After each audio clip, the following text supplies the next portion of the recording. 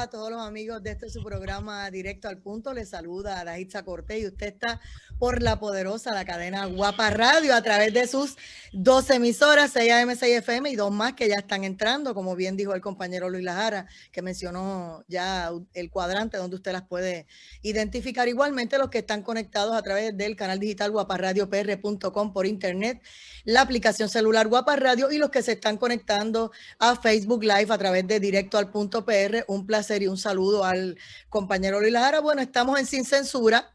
Ya mismito nos conectamos con nuestro segundo panelista, pero ya está aquí Adolfo Kranz, así que bienvenido.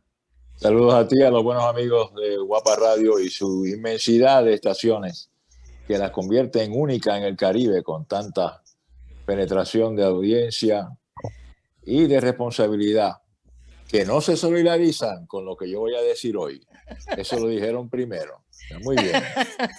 Mira, esto es como una premonición porque yo llevo desde diciembre con una cantaleta de que las cosas se tienen que hacer bien, no solamente en apariencia, que esto es una profesión bien sacrificada, bien delicada y obviamente al que no le guste el calor, pues se salga del fuego, pero hay unas situaciones que se pueden evitar y nosotros le hemos estado diciendo aquí. Ahora, con esta novela nueva de Sixto George y todo lo que pasó con el Ricky renuncia y cómo fue que se orquestaron las cosas, que obviamente eso está ahora mismo en el tribunal, ellos decidirán qué es verdad y qué no. Las especulaciones de por qué el Departamento de Justicia hizo o no hizo con la información que tenía en su mano versus los federales, qué le llevaron a los federales, cuándo comenzó esto, que esto no comenzó en julio, esto comenzó desde enero, después en febrero, los acercamientos que se hicieron. Mira lo que tengo aquí, cuando, ¿verdad? El señor Raúl y Maldonado fue directamente a la casa de Sixto George y qué fue lo que pasó en todas esas conversaciones. Hay tanto y tanto de qué hablar, pero lo más importante aquí es lo que nosotros necesitamos para nuestra tranquilidad, que se descubra todo y que a Dios que reparta suerte, el que caiga, caiga. Vamos con Adolfo Kranz. El lunes, si recuerdan los amigos que nos escuchan, sacamos el tema de la orden ejecutiva del gobernador sobre la intención positiva y con todo derecho de reducir la violencia doméstica. Y entre las directivas que se incluyen en la orden ejecutiva está la promoción y la educación a través de los medios. Ahí empieza el enlace con la situación que destapa el Tribunal Federal cuando acusa a este señor de estar tratando de coaccionar o sobornar a alguien que es muy inteligente el pliego de acusaciones, porque uno no sabe allí si los sobornados van a ser acusados y si los sobornadores van a ser los testigos. Abre la puerta y cuando miramos el final del día, que el gestor principal de las acusaciones, Sixto George, recibe una fianza de $15,000. O sea, qué buena gente son con Sixto George los amigos de la Corte Federal, y qué es la costumbre que hemos visto en el Tribunal Federal con acusados que se convierten en testigos y testigos que luego pasan a ser acusados. Esperemos a ver. Pero el origen, este joven que tenía la transcripción de un chat que había sustraído, robado del celular de su padre, que nunca estuvo claro, por lo menos para mí, si ese celular era el celular que le pagaba el gobierno como secretario de Hacienda a su papá o era un celular privado. Pero de pronto, toda esa falacia inmoral y irresponsable se derrumbaba porque un secretario de Hacienda quería notificarle al gobernador que había una mafia organizada en el departamento. Y de momento el hijo, montado en un caballo blanco de la pureza de la bondad, el Quijote, sale a defender a su padre revelando un intercambio de mensajes llamado chat, donde estaba el gobernador, estaba su padre en algún momento y otros miembros allegados, algunos de ellos asesores del gobernador en Fortaleza.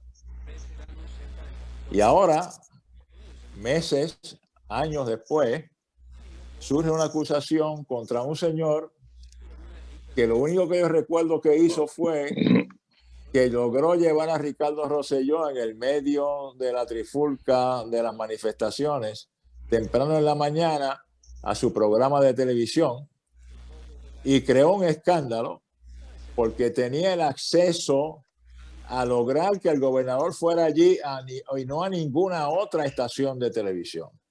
Que eso incomodó a los colegas de la prensa, que enseguida le buscaron 4 patas al gato para insinuar que había una relación muy íntima entre el hoy acusado, el gobernador y su equipo más cercano.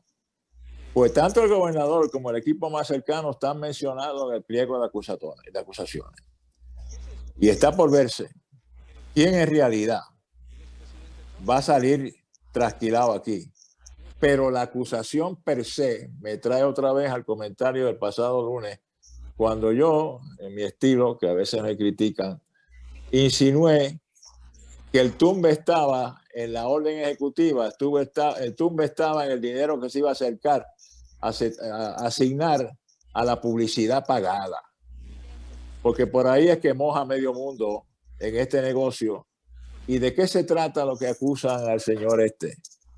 De requerirle dinero para su programa, para su producción, tener acceso a figuras prominentes que podían lavarle la cara al entonces en mal estado público Ricardo Rosselló. Eso no es parte del efecto publicitario que tienen los gobiernos, cuando hemos visto históricamente hasta que han pagado relaciones públicas a través de los medios y pagando anuncios, anunciando las cárceles de Puerto Rico, como si fuera un estímulo. Ven aquí, entrégate, porque estas cárceles son mejores que las otras.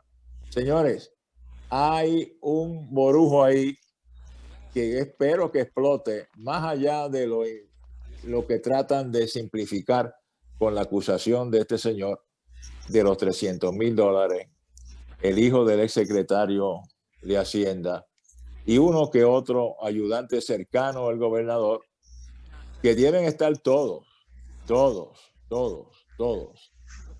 muy interesados, por no decir preocupados, con las consecuencias de esta acción. Mi experiencia me dicta que es muy sencilla, muy simplista, hasta muy tonta la acusación. Que el argumento que puedan presentar en defensa de él está buscando dinero para su producción, y como el gobierno se anuncia y el gobierno paga dinero para propaganda, pues él estaba buscando dinero, que lo buscó de mala forma, pues quizás, pero si quería levantar la imagen al gobernador, pero si lo llevó a la estación de televisión, lo llevó allí como nadie podía hacerlo, el que tenía acceso para llevarlo era él.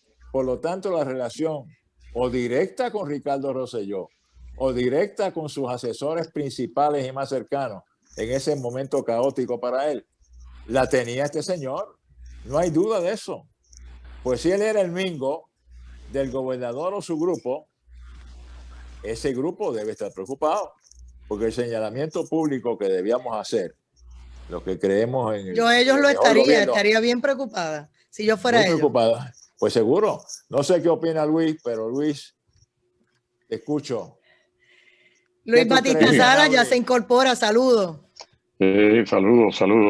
No, es que estoy escuchando. Obviamente, la acusación como se presenta en la actualidad es una actuación llanita, débil, floja en términos legales. Y posiblemente es simplemente el inicio, porque en la investigación no han logrado mucho más allá de lo que querían. Y están forzando que empiece a hablar alguien. Porque hay las figuras usuales en este issue. Y entonces salen las figuras del secretario otra vez de Hacienda y su hijo. Que la figura del hijo siempre ha sido un gran signo de interrogación en todo el proceso. Cómo él logró apropiarse del teléfono del padre, si tenía la anuencia del padre o no la tenía. porque si tenía la anuencia del padre, pues el padre puede también estar en un lío, porque está todavía empleado público y cosas íntimas en el proceso. Pero más que eso, el teléfono, como dice Adolfo, ¿era pagado con fondos públicos o era un teléfono privado del padre? Eso nunca se ha dicho, nunca se ha dicho. ¿Y qué buscaba el hijo más allá de defender al padre? Además, ¿cuál era o cuál fue la participación de este señor que está acusado con el hijo de secretario de Hacienda? O sea, hay muchas preguntas que surgen todos los días Otra con respecto pregunta a la cosa. No que debía les estar puedo hacer a preocupado. ustedes. Sí, muchísimas. Otras preguntas, por ejemplo, Adelante. el Sixto George no sabía de ese chat si tú no se lo llevas a su casa y no le pides ayuda. Obvio. Por lo tanto, si tú le dices, yo tengo esto, necesito que le quiten el pie de la cara, la bota de la cara a mi papá, porque yo tengo que limpiar el nombre de mi papá y fuiste a pedir ayuda, obviamente alguien no va a trabajar de gratis. ¿Qué tipo de ayuda pediste? Él dice que él fue sobornado, pero ¿cómo es que tú vas a ir a tocarle la puerta si el que fue a la casa de Sixto George fue él? A llevarle el chat, mira lo que tengo, y no le dejo copia.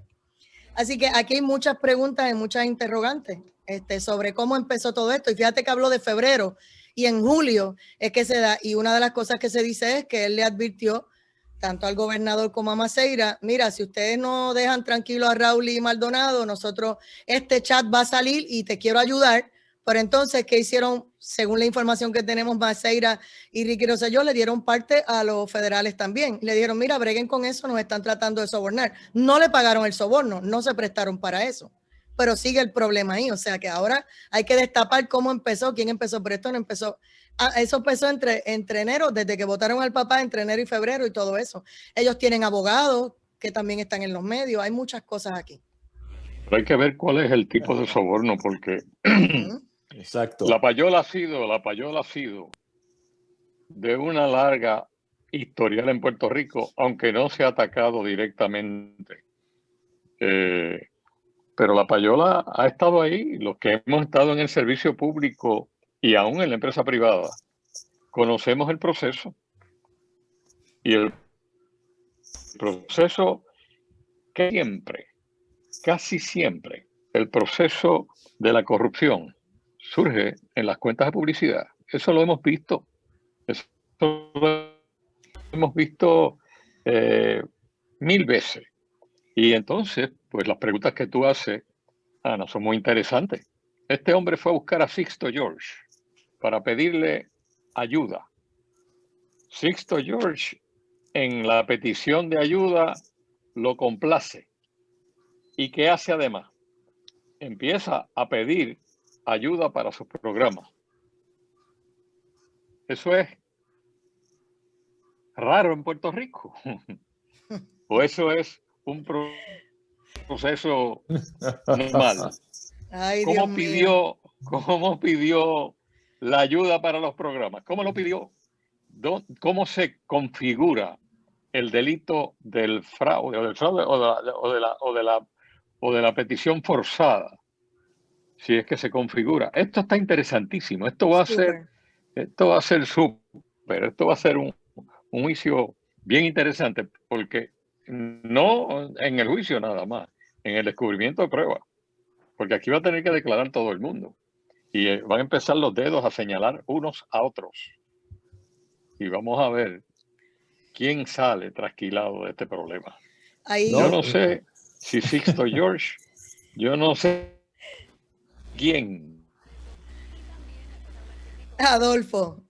Estarán, porque esto lo digo en serio y sonreído.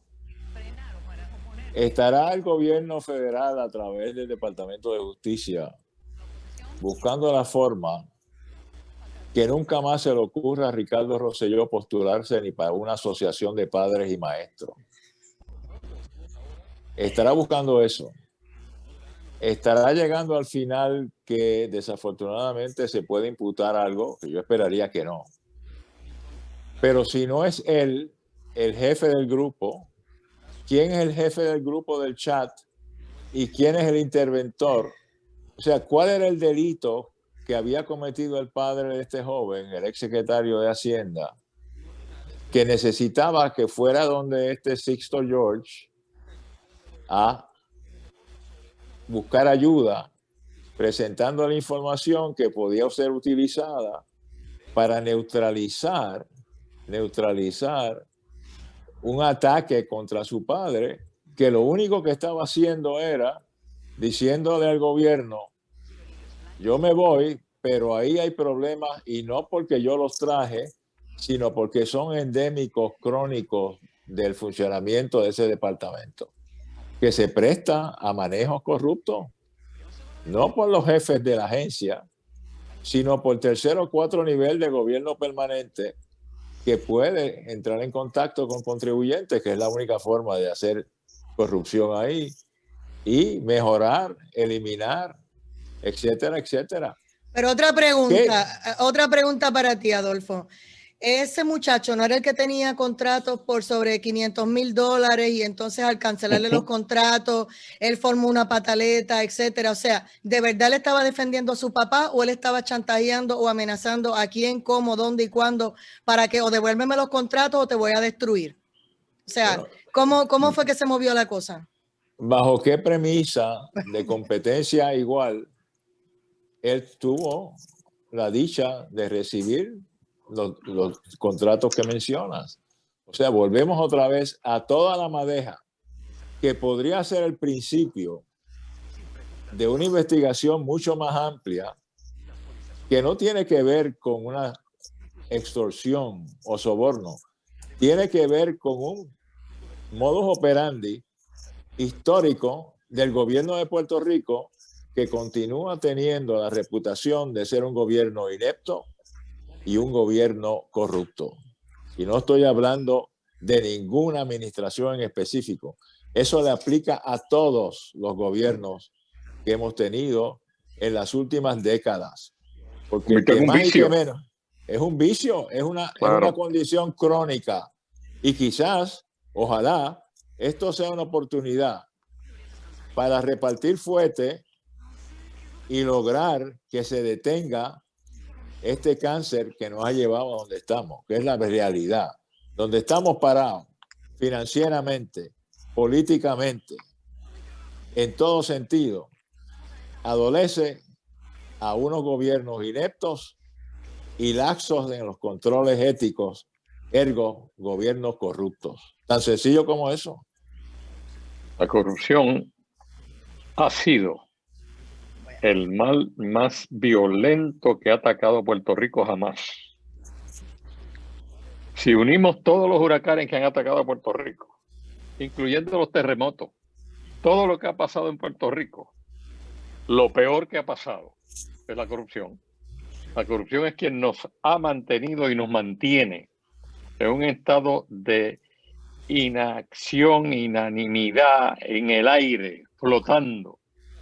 Y nadie nos toma en serio debido a la corrupción. Y cada vez que se pide algo, eso es un gobierno corrupto. Cada vez que se trata de convencer a alguien de algo, eso es un gobierno corrupto. Oiga, y no es a nivel de los Estados Unidos únicamente. La corrupción endémica puertorriqueña ha llegado a ser casi un apellido puertorriqueño.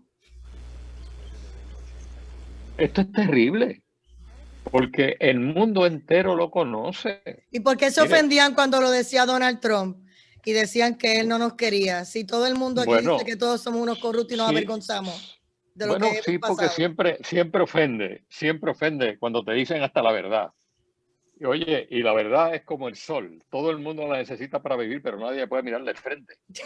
Ese es el problema. ¿Ok? Palabras con luz. Exacto. Así que ese es el grave problema que tiene Puerto Rico.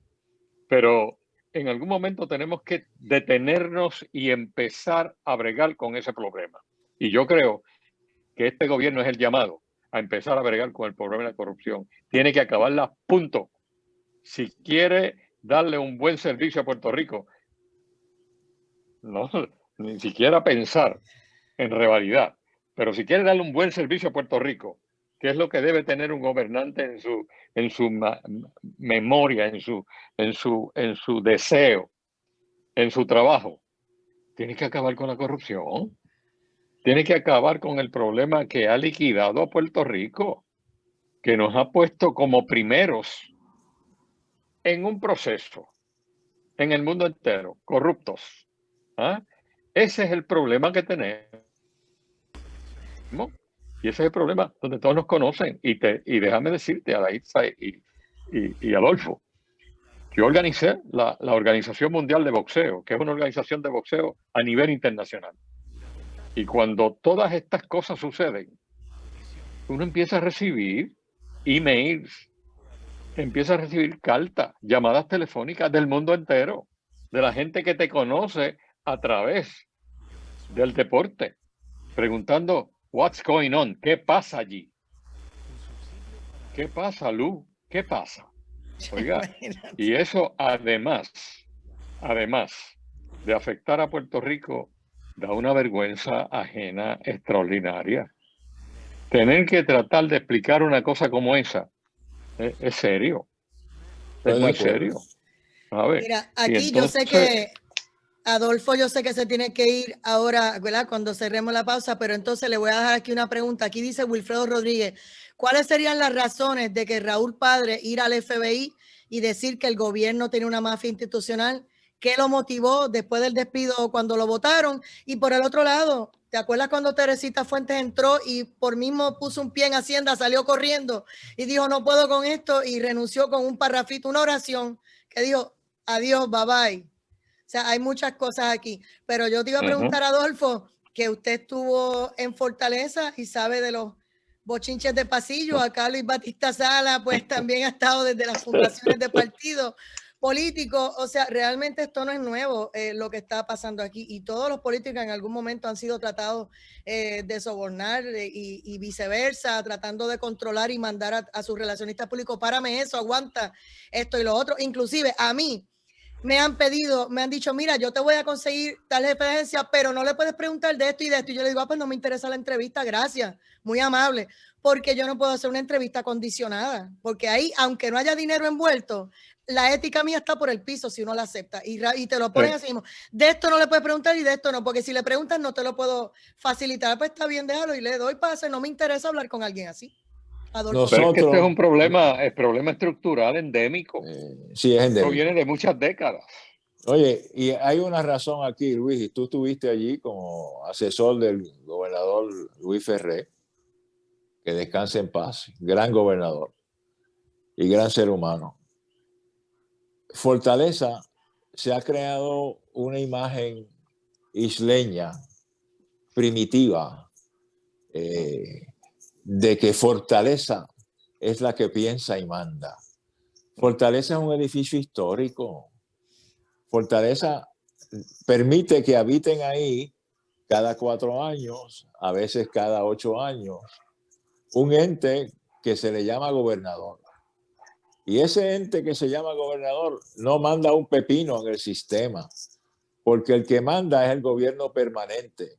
No son los jefes de agencia que él sugiere y escoge. Son los que están ahí permanentemente y le hacen la vida fácil o imposible. Aquí hablamos de un secretario que se aleja de su función, pero si mi historia la tengo clara, a él lo despiden después que dijo que había una mafia. No fue antes de decir que había una mafia. A él lo despiden después. Y ahí surge la interacción de que está siendo maltratado, lo están persiguiendo, etcétera, etcétera. Y el hijo sale a defenderlo con información privilegiada que tenía el celular de su papá, que termina ahora en esta acusación, tratando de atar ese chat a un evento punitivo. Correcto. Y a propósito, un chat cuyos teléfonos nunca la entonces secretaria de Justicia mandó a recoger y permitió que se perdiera información. Acuérdense eso, señores. Gracias. Gracias, Adolfo. Nos vemos el lunes. Regresamos en breve y seguimos aquí con Luis Batista Salas. Pausamos.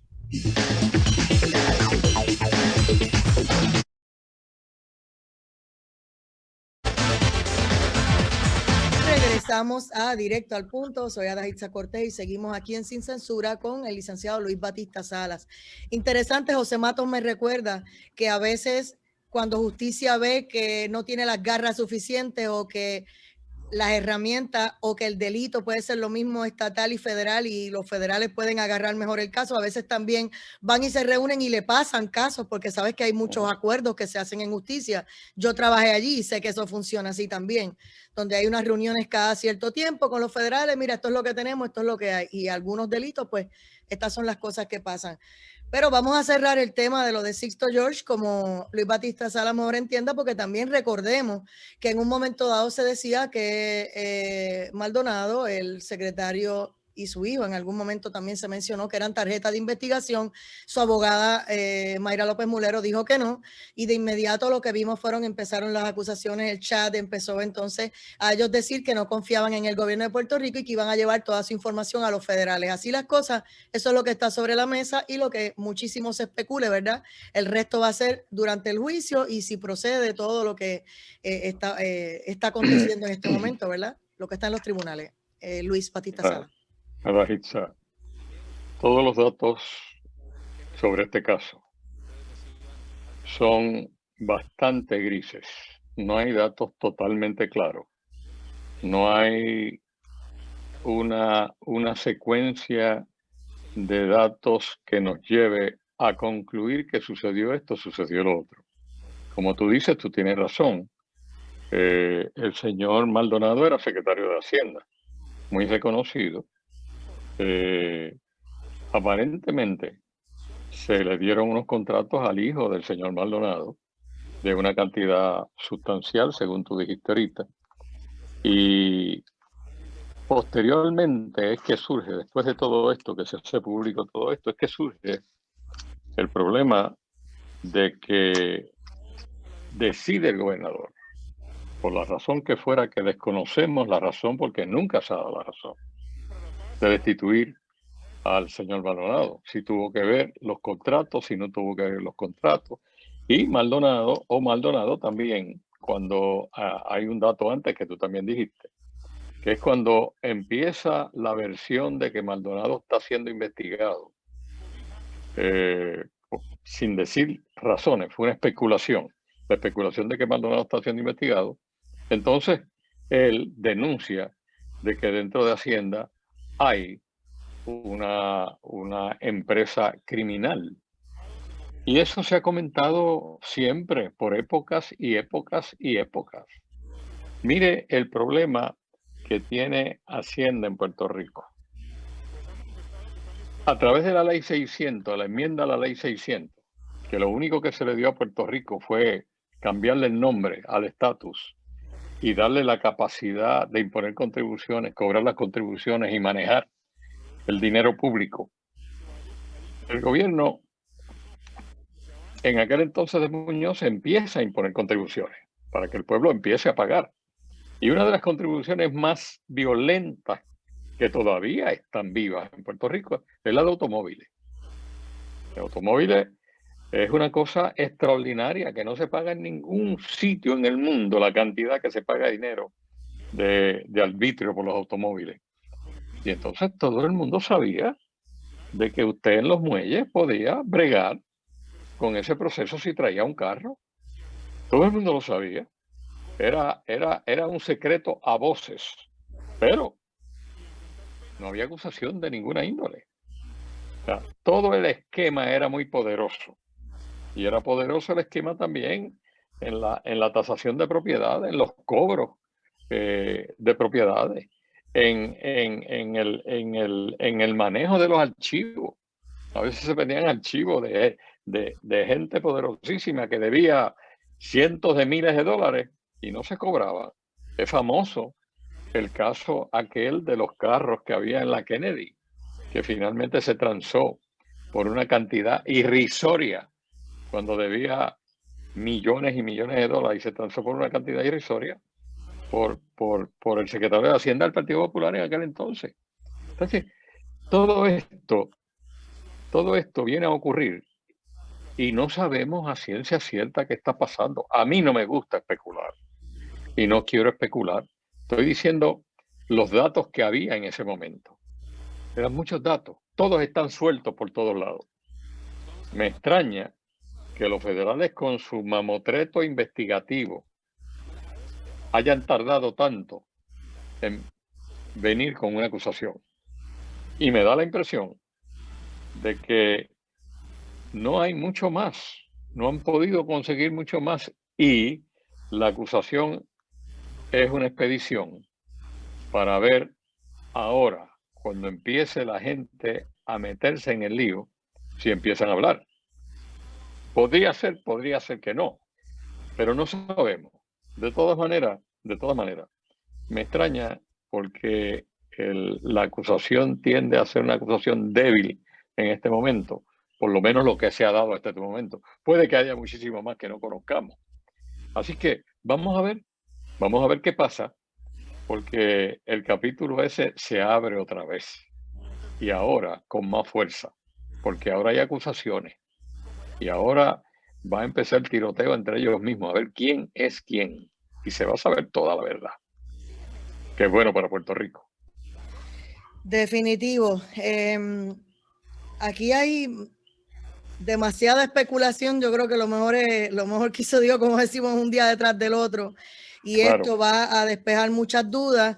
También sacudió el palo, puso a mucha gente a hacer lo que corresponde y creo que algunos, si estaban en malos pasos, pues van a detenerse después de esta. Definitivamente, porque hace falta sanear todo el ambiente. Yo no puedo, yo hablo por mi gremio, ¿verdad? Como periodista, yo no puedo decir que los periodistas se ha probado que son parte de la corrupción. Yo no estoy hablando de eso, porque recuerden que en los medios hay mucha gente que de periodista no tiene nada, que pueden estar en este movimiento, en toda esta cuestión, que son o políticos retirados que están detrás de los micrófonos, que pueden ser personas de otras profesiones que están detrás de los micrófonos, profesores que están detrás de los micrófonos. Así que cuidado con decir que todo el que está involucrado, ¿verdad?, en esta situación podría ser periodista. Así que aquí hay tema largo y hay que sencillamente dejar que las cosas fluyan, porque si ellos no hablan, vamos a decir, si Sixto George está asesorado y no habla y se tranca el juego y nadie habla, ¿cómo van a aprobar en los casos? Por una declaración jurada no es. Así que aquí alguien obviamente hace rato tiene que haber hablado. Se dice que Maceira dijo que también lo intentaron extorsionar, el gobernador también, Ricardo Rosselló, y así las cosas. Vamos a ver qué, ¿verdad?, qué fluye de aquí. Para otro tema, ¿verdad? Pues me preocupa, Pedro Pierluisi espera reducir a 10 minutos el tiempo de respuesta a emergencias durante los primeros 100 días de su administración y estamos hablando, ¿verdad?, de un área bien importante e igualmente no se inclina a eliminar la sombrilla de seguridad como le están pidiendo desde el Senado, que la elimine porque no sirve, pues aparentemente él no está inclinado por ahí. Me gustaría, porque ambos temas son importantes, la seguridad, imagínense, y el 911 y todo esto de emergencia. ¿Qué nos dice Luis Batista Sala? El problema es que el sistema en Puerto Rico no ha funcionado bien históricamente. Y entonces los gobiernos tratan de buscarle alternativas, tratan de buscarle soluciones a un problema. Pero esas soluciones está atado a la empleomanía que tenemos, está atado a los convenios colectivos que tenemos, está atado al empleado público permanente que no pueden votar, está atado al partido político en el poder que quiere seguir existiendo y ganando elecciones. Y todo eso es una sopa que produce una acidez extraordinaria al pueblo de Puerto Rico. Mire, yo tuve una experiencia hoy. En mi familia hubo una tragedia y yo tuve que ir a buscar unos certificados de nacimiento de mi hija, del mío, unas cosas. Y existe ahora lo que se llama el sistema de oficina única de permiso. Pues yo llamé a la oficina única de permiso, no existe la oficina única de permiso. Y yo tengo relaciones vastas en el gobierno. Podría utilizar las relaciones que tengo para lograr las cosas, pero yo prefiero ser uno más y pasar lo que pasa a todo el mundo. Así que hice mi search en internet. Logré entrar, se hicieron las peticiones y le dije que por favor enviaran eso a una oficina donde yo fuera a recogerlo personalmente, por la desconfianza que tengo que llegue por correo o no llegue. Pues fui ayer a Río Piedras. ¿Sabes el problema? No había luz. Como no había luz, no había computadora y no se podía hacer nada. Y me fui. Volví hoy. Y hoy, después que logro apuntarme a hacer la fila para lograr las cosas que ya estaban allí en la computadora porque yo las había pagado por internet, volvió a irse la luz. Se fue la luz de nuevo. Ajá. Me tuve que ir y regresar a la 1 de la tarde. Y entonces cuando regresé, había la luz, albricias, había luz. Pero mire, todo ese proceso es angustioso. 2 días buscando un acta de nacimiento.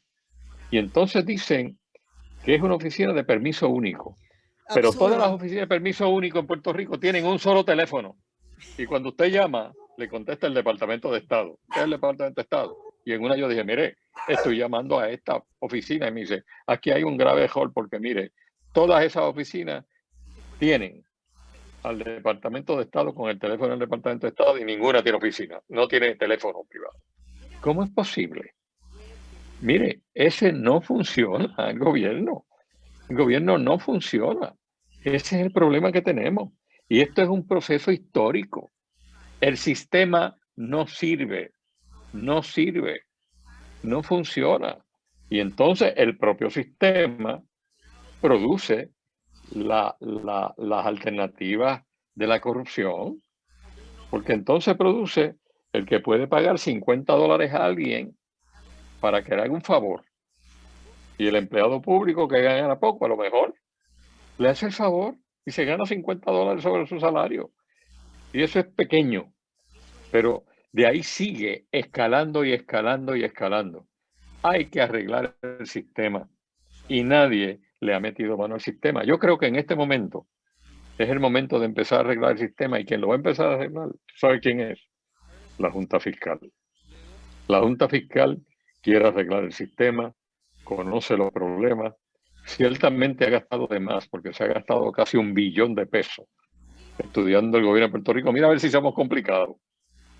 Casi $1 billón de especialistas para estudiar el gobierno de Puerto Rico y todavía no lo entienden bien. Entonces Puerto Rico, con nosotros decimos, ay, las desgracias que nos ocurren. Oye, las desgracias han sido desgracias casi felices. ¿Sabe por qué? Porque nosotros teníamos que empezar a pagar la deuda hace 4 años. ¿Y qué pasó? Vino Irma y María. No se paga la deuda porque Puerto Rico está en un problema terrible. Y se supone que el dinero está guardado. Yo espero, porque yo he escuchado varias veces al secretario Paredes diciendo hay algún dinero guardado. Algún dinero. Y entonces, después de Irma y María, ¿qué pasó? Los terremotos. No se puede pagar la deuda, empezar a pagar la deuda. ¿Por qué? Porque necesita el pueblo de Puerto Rico dinero para operar. Y mira, dinero aquí te escribe una amiga. Dice, la próxima vez que vayas al registro demográfico de Carolina, al lado de la plaza de recreo. Allí te esperan con gusto, dice. Gracias. Eso voy a hacer. Gracias por el consejo.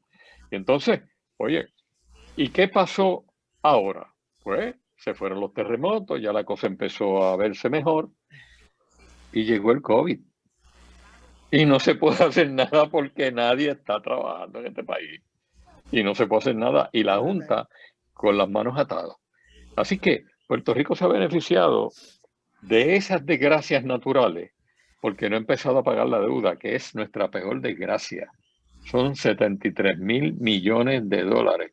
Óigalo bien, 73,000 millones de dólares que el gobierno de Puerto Rico se ha fotuteado por 100 años, casi.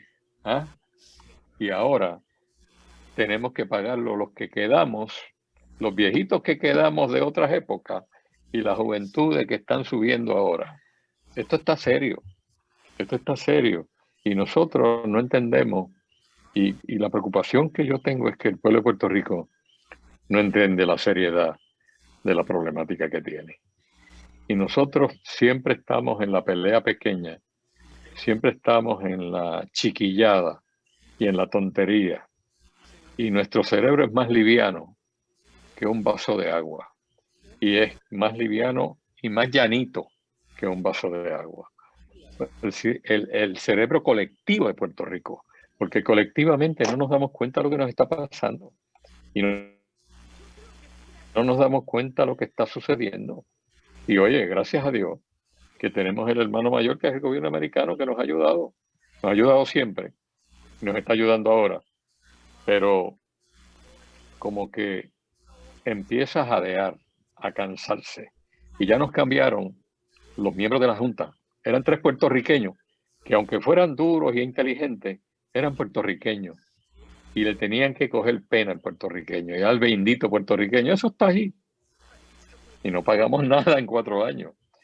Ahora hay 3 americanos que le importa un pito Puerto Rico. ¿Ok?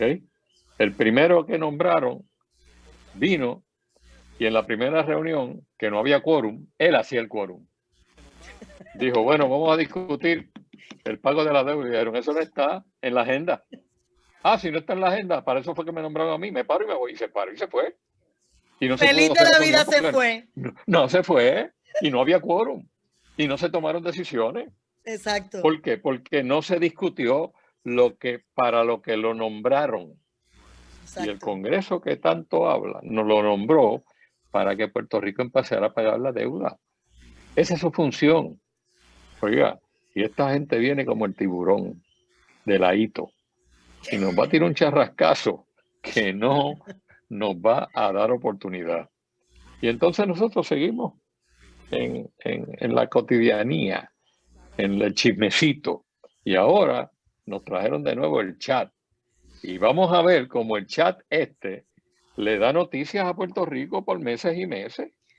Porque esto va a seguir empatándose una cosa con otra. Y esperamos que la verdad salga. Si vas a sumar eso, me recordaste que en esta semana se han hecho denuncias soslayadas, directas, indirectas, de que las resoluciones que se están aprobando tanto en Cámara y Senado es para investigar, para buscar culpables de asuntos que han ocurrido, pero no se están viendo que se hagan a la par también proyectos para desarrollo de economía y otras cosas que son importantes. O sea, tú puedes investigar, obviamente, para meter preso al que sea, para someter cargos, para interpelar, pero no se pueden olvidar de los otros asuntos que hay que desarrollar. Bueno, mira, el Partido Popular se ha destacado toda su vida en tratar de meter preso a los PNP. Cada vez que sube una administración popular es para perseguir y meter preso a alguien. Y así ha sido todas las administraciones. Pero entonces ellos prometen y prometen y ahora no tienen cómo hacer nada. Imagínate, los primeros 2 contratos que se han dado son para pagarle 9,000 pesos a 2 tipos para que nos representen ¿dónde? En Washington. ¿A qué? A obstruir la petición del pueblo de Puerto Rico de que nos unamos a los Estados Unidos, que tengamos igualdad. Eso es todo. Así que esto viene igual, pero con la diferencia de que el americano se empieza a dar cuenta del problema. Se dio cuenta con Trump, aunque Trump tenía un conocimiento que lo expresaba mal, pero tenía el conocimiento de que el gobierno de Puerto Rico era un gobierno obtuso, un gobierno ciego, un gobierno politiquero, un gobierno que simplemente mira para el partido político y los beneficios del partido político y no mira para los beneficios de Puerto Rico.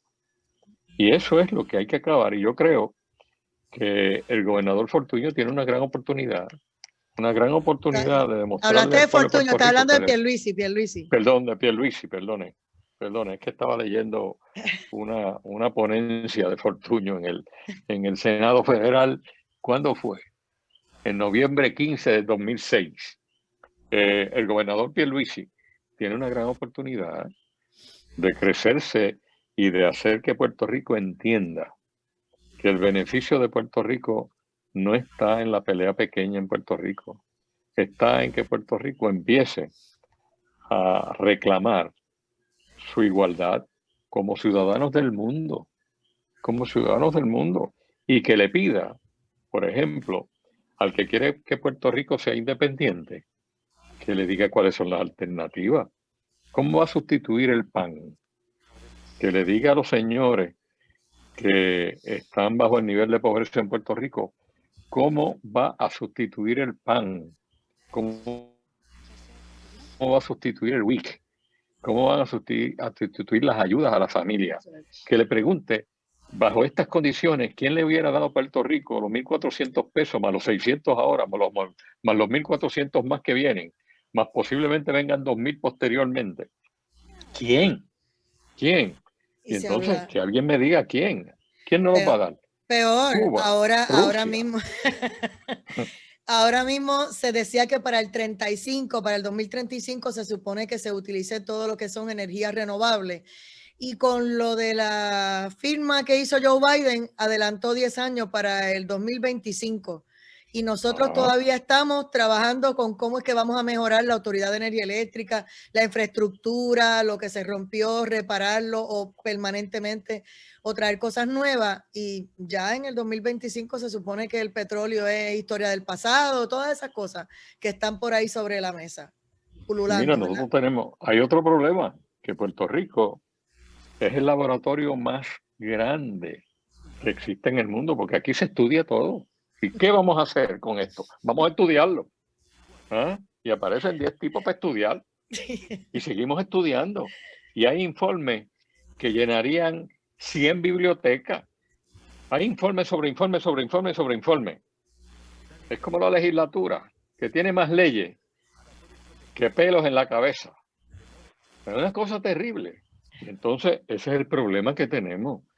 Tenemos que dejar de estudiar ya, porque todo lo que hay en Puerto Rico se conoce y tenemos que empezar a actuar. Tenemos que empezar a actuar, a tomar decisiones. Y las decisiones no son fáciles. Y yo sé que oye, y entonces el problema es que le tienen miedo al proceso político. Pues si usted le explica al pueblo de Puerto Rico realmente lo que está pasando, realmente qué puede esperar, el pueblo de Puerto Rico lo entiende. Este no es un pueblo torpe. Este es un pueblo inteligente. Este es un pueblo inteligente que puede entender. Lo que pasa es que los políticos no quieren arriesgarse y no toman riesgo de índole alguna. Y ese es un problema que tenemos. Tienen que empezar a explicar. ¿Qué tú estás leyendo? Para cerrar, tengo que reírme aquí. José Matos te dice, ningún líder del movimiento independentista se atreve a pedir al Congreso una consulta entre estadidad o independencia. No tienen babilla porque saben que van a coger una pela. Así que no. Van a coger la pela que se le perdió a Magollo, la cogen. Con eso cerramos. Gracias, licenciado Luis Batista Sala. Gracias a Adolfo Kranz, que también estuvo con nosotros aquí en Sin Censura. Y regresamos en breve. Esto es Directo al Punto, amigos. Linda noche, Luis. Linda noche.